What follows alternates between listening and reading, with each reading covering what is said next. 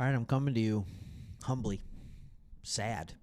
All right, as a Detroit Lions fan, this happens every once in a while where we have to get on here and talk about a team on this channel that took it to our Detroit Lions. That happened with the Tampa Bay Buccaneers earlier this season. We haven't talked about the Bills, so that didn't happen with that. And now the Commanders. And let me just say, the Commanders have made the perfect move. The Commanders have broke the NFL, the mold. They have done things that are unexpected. We've been talking about this all season, and it has to be a blast. As a Commanders fan, I'm sure it is. You probably feel exactly like we felt last year as Lions fans. In fact, your season has been almost the exact same. You go 12-5.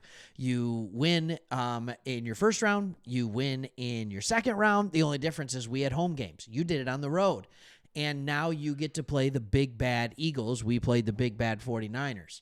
So, there's a little extra sauce in that with the rival. But that's not what we're here to talk about. But before we get into everything, let me just ask you this question.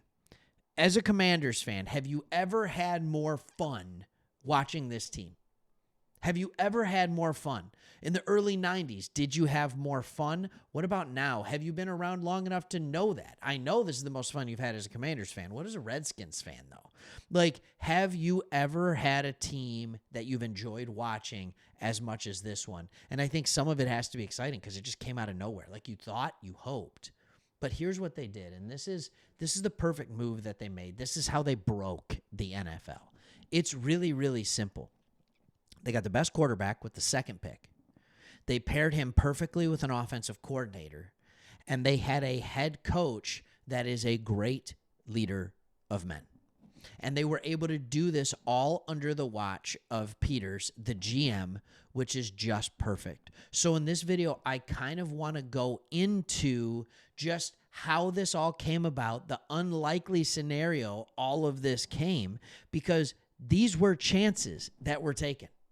First, let's talk about Jayden Daniels. Everybody talks about Jayden Daniels. Well, you got Drake May right behind him and other ones, and you have rumors that teams are offering multiple first-round picks in order to get Jayden Daniels, and you go, nope, this is our guy. This is our guy, and we knew he was phenomenal, but it wasn't a guarantee. And then that same Jayden Daniels, I don't know if you know this or not, has just broke Andrew Luck's record for most yards by a rookie. Now, this is with regular season and playoffs combined, so it did take him 19 games. I understand that. But isn't that part of being a great quarterback? Your team wins? Isn't that part of it? So he needed 190 yards to pass Luck, and he got it in the second quarter on a 58-yard touchdown pass to Terry McLaurin. All right. He is the most productive rookie ever to play football. Ever. I just want you to think about that for a second. When you look at your team at the beginning of the year, you knew Jayden Daniels was going to be okay, right? Like he showed good signs in the preseason, right? And I think in the first week of the year, didn't you have 15 points or something like that, but 5 or 18 points, and it was all field goals, and you're wondering all right, what's this year going to look like? It was against, I think, the Giants. But then he ends up being the most productive and honestly efficient rookie that the NFL has ever seen, all with what would be considered one great weapon in Terry McLaurin, and that's it, with a mediocre offensive line. I'm talking to begin the season. We're talking about, is he washed? Isn't he? Austin Eckler, who ended up not playing a lot of the season, an oft-injured Brian Robinson. It is pretty impressive that he made that happen. Andrew Luck walked into something entirely different. He walked into a Colts team that was really not bad at all. They just were struggling because of Peyton Manning getting hurt. They just didn't have a quarterback in 2011. So that's why they had the number one pick. But none of this happens if they don't get Cliff Kingsbury, right? If Dan Quinn doesn't say, hey, I'm a defensive guy, but I'm a leader of men, so I'm going to bring in an X's and O's guy at the offensive coordinator. I'm going to bring in a guy who I think can absolutely thrive as a coordinator. It's interesting how Kingsbury came to the Commanders. He was fresh off of just being a senior offensive analyst at USC. Right? Before that, obviously, he had been a head coach for 10 years in a row. First at Texas Tech and then with the Arizona Cardinals. It didn't go that well with Arizona. It went okay at Tech. Like, it wasn't great. The last time he was an offensive coordinator was 2012 with Texas A&M. Think about that for a second. That's the last time this guy was an offensive coordinator. And they said, all right, we're going to bring him in. We're going to bring him in. And this, to me, is remarkable. And Adam Peters is just like, yep, and I'm going to give Jayden Daniels and I'm going to give this defense just enough weapons that they're going to be successful. And then, you know what? They probably overachieved. Very well coached. They probably played at a level that was even better than their talent. So then Peters said, all right, let's get a little more talent. And he goes and he gets Marshawn Lattimore, who, by the way, was absolutely crucial in that victory against the Lions.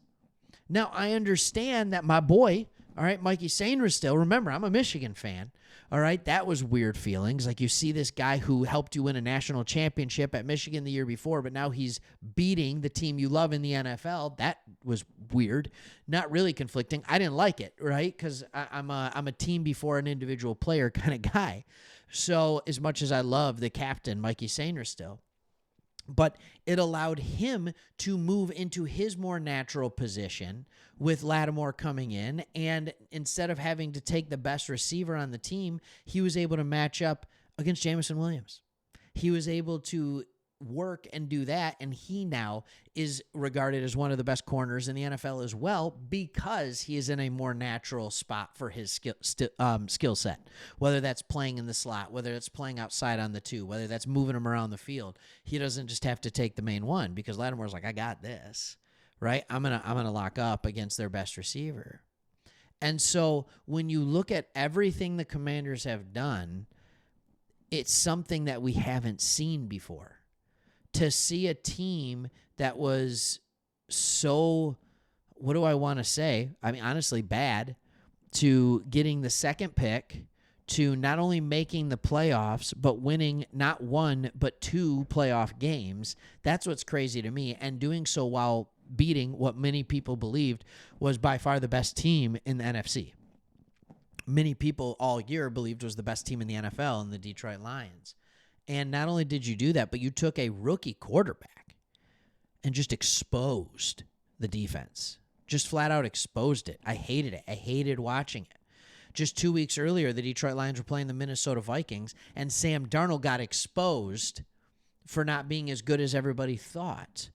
Well, Jayden Daniels was a level of cool, calm, and collected that I, quite frankly, have never seen before, especially out of a rookie. It was hard to watch players be this cool, period.